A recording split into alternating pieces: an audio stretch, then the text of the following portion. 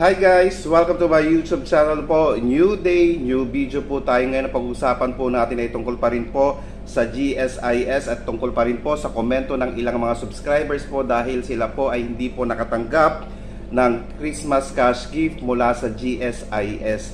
Sila po ba ay hindi qualified or sila po ba ay may nagawang kamalian kung bakit hindi po sila nakareceive ng Christmas cash gift ngayong Disyembre po? Unahin po natin kung sino po yung mga qualified. Ang mga qualified po mula sa GSIS ay ang mga old age pensioners po at total disability pensioners po.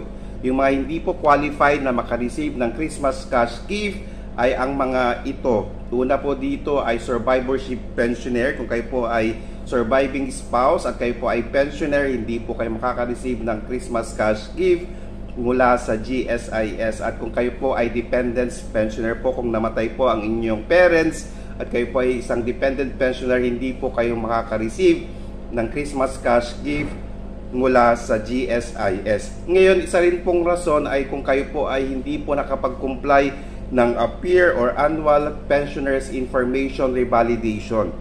Importante po ito na kayo po ay makapag-comply every year. Okay? So sa ating mga GSIS pensioners po na hindi po kasama, ayan po, maiintindihan po natin yan.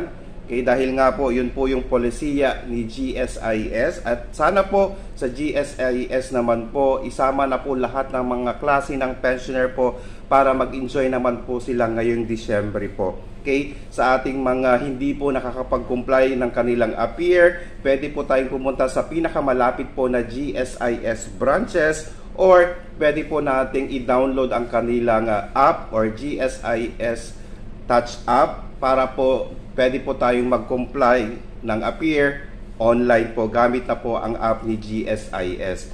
Kaya importante po ito na masunod po natin dahil pag hindi po tayo nakapag-comply ng APIR, isa rin po yun na rason na masususpend po ang ating monthly pension at syempre po nandyan na rin po ang hindi po pag-receive ng Christmas cash gift dahil may mga irregularities or something hindi po kayo nagawang mga polisiya ni GSIS. Sa ating mga GSIS pensioners po, ayan, i-comply po natin lahat ng mga requirements ni GSIS para wala pong hassle, magiging hassle-free po ang ating mga monthly pension. Sana po nakatulong po ako. Please do not forget to subscribe, like, and share para po lagi po kayong updated sa ating mga videos. Maraming salamat po and stay safe. Bye-bye!